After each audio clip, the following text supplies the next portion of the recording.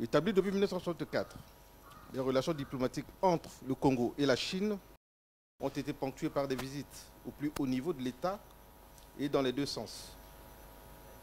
La dernière visite du président Denis Sassou Nguesso en Chine, remontant à 2018 à l'occasion du sommet Chine-Afrique, et celle du président Xi Jinping à Brazzaville en 2013, la première des chefs d'État chinois en terre congolaise. Ces visites ont été marquées par la signature de plusieurs accords de coopération régis dans le cadre d'un partenariat stratégique hissé en 2016 au rang de partenariat stratégique global. Un nouveau cadre de coopération actualisé et dont la particularité est le pragmatisme, la confiance, la sincérité et la considération mutuelle. Dans le cadre de cette coopération, les deux dirigeants viennent tout juste de s'entretenir au téléphone. Alors, monsieur le ministre, vous avez eu le privilège d'assister à ces échanges. Les journalistes de plusieurs médias nationaux et internationaux ici présents aimeraient en savoir un peu plus sur leur contenu. Les premières questions sont destinées à monsieur le ministre des Finances, du Budget et du Portefeuille public. Les secondes sont à monsieur le ministre de la Coopération internationale et de la promotion du partenariat public-privé. Enfin, les troisièmes sont pour monsieur le ministre de l'aménagement du territoire, des infrastructures et de l'entretien routier. Ceci dit, le protocole habituel voudrait que le journaliste qui souhaite poser la question commence d'abord par décliner son identité et celle de l'organe qu'il représente. La séance des questions est ouverte. Merci, messieurs les ministres. Je me présente à vous, je suis Loïcia Martial, j'interviens pour le compte de RFI et de l'agence France Presse.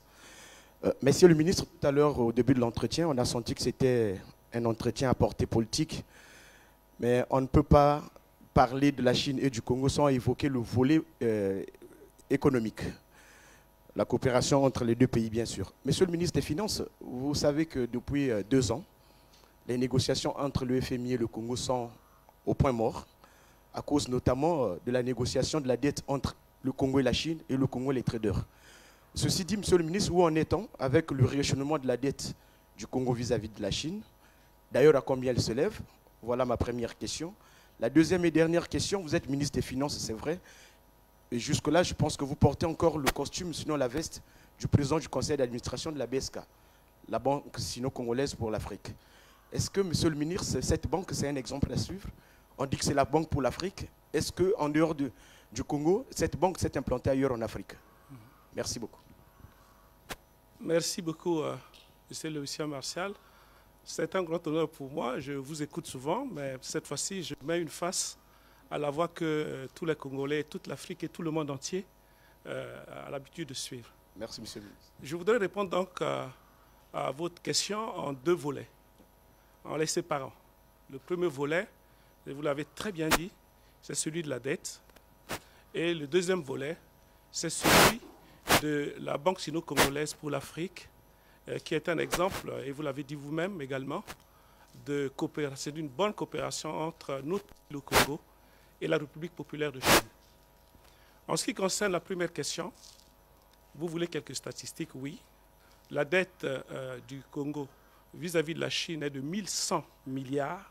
Je dis bien 1100 milliards en ce qui concerne la partie publique et bancaire et 225 milliards en ce qui concerne la partie privée et commerciale. Donc au total, en gros, 1300 milliards de francs CFA que nous devons à notre partenaire et pays ami, la République populaire de Chine, pour l'ensemble des travaux que vous voyez dans tout Brazzaville. La corniche, les tours jumelles, la nationale 1, et j'en passe, et le ministre Bouya, à ma gauche, est plus capable d'ailleurs, plus apte à vous citer l'ensemble de la contrepartie de cette dette. Et les deux présidents ont évidemment évoqué la question de la dette. Et c'est cette question de la dette, vous êtes très au courant, qui est un obstacle à l'heure actuelle à la conclusion et à la poursuite des relations avec le Fonds monétaire international dans le cadre de la facilité élargie qui avait été conclue en juillet 2019. C'est le point qui fait très mal parfois à notre pays. Vous savez très bien, par exemple, que le Congo n'a pas bénéficié de la facilité rapide de décaissement liée au problème du Covid que le Fonds monétaire a mis en place et que beaucoup d'autres pays par le monde ont bénéficié parce que nous avions une dette insoutenable. Donc la question a été évoquée. Notre président a posé à son père et à son ami, le président de la République populaire de Chine, la question en lui faisant une proposition, en lui disant « Nous avons déjà eu une restructuration en mai-juin 2019, mais depuis mai-juin 2019, le Covid est passé. La crise s'est accentuée de notre côté, la dette est devenue encore plus insoutenable. Donc, est-ce qu'il n'est pas temps de faire un deuxième tour, une deuxième restructuration pour permettre au pays, un, d'avoir un peu plus de ressources pour faire face à ses propres besoins internes, et deux, pour lever cet obstacle aux bonnes relations avec le Fonds monétaire international. Son père chinois a approuvé cela. Il a remercié de cette proposition et les deux présidents ont convenu de renvoyer donc la question du deuxième tour de la restructuration aux experts chinois et congolais pour pouvoir en fixer les modalités et les conditions. De la République, le président Denis Sassou Nguesso a lancé les modalités et nous entendrons donc voir la réaction des partenaires chinois. Une période de grâce. Dans le premier accord, il n'y en avait pas. Pourquoi pas, par exemple, un allongement de délai? Dans le premier accord, on avait déjà 20 ans. Donc voilà à peu près le résultat que nous avons obtenu au niveau du problème de la dette, ce qui va donc dégager un peu plus de ressources internes et ce qui va surtout nous permettre, si cela est concrétisé bien sûr, d'aller vers l'avant en ce qui concerne nos relations avec le Fonds monétaire international, auquel nous tenons beaucoup. La BK était véritablement un bon exemple de coopération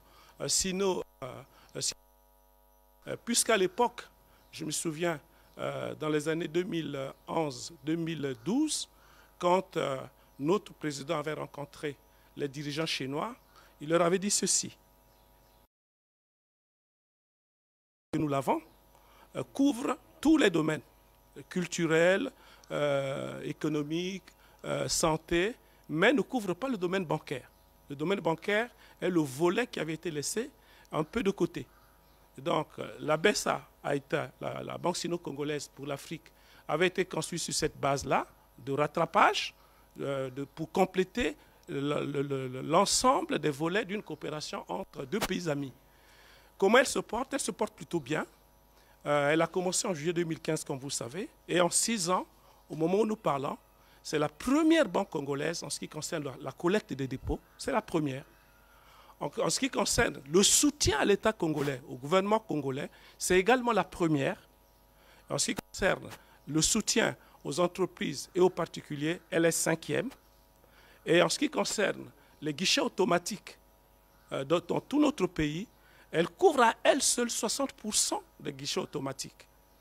Donc, en 6 ans, on peut dire qu'elle est passée de 11e, puisqu'il y a 11 banques au Congo. Nous étions la BESA était la dernière. Elle est passée de la 11e place à la première place. Pour terminer, elle est une banque sino-congolaise pour l'Afrique. Dans le plan de développement 2020-2024, il est prévu au plan interne l'installation de cette banque à Pointe-Noire, à Dolisie et à Oyo, dans 4 coins. Pointe-Noire, Dolisie, Oyo et Ouesso. Ça, c'est au plan interne. Toujours dans le cadre de ce plan de développement, nous allons faire notre première sortie hors du Congo pour le Cameroun, qui est, comme vous le savez, a un potentiel économique énorme, et la banque veut donc en profiter. Et je terminerai par vous dire ceci, je serai, moi encore, 2 ou 3 mois seulement, le président du conseil d'administration de la BESA Bank, parce que le règlement COBAC interdit à un ministre des Finances d'être président du conseil d'administration d'une banque commerciale. Donc, bientôt, je serai pleinement du côté, bien sûr, de mes fonctions ministérielles et je laisserai donc le poste de président du conseil d'administration de la BESA Bank. Merci beaucoup pour votre question. Il ne nous reste plus qu'à vous remercier, monsieur le ministre, pour votre disponibilité.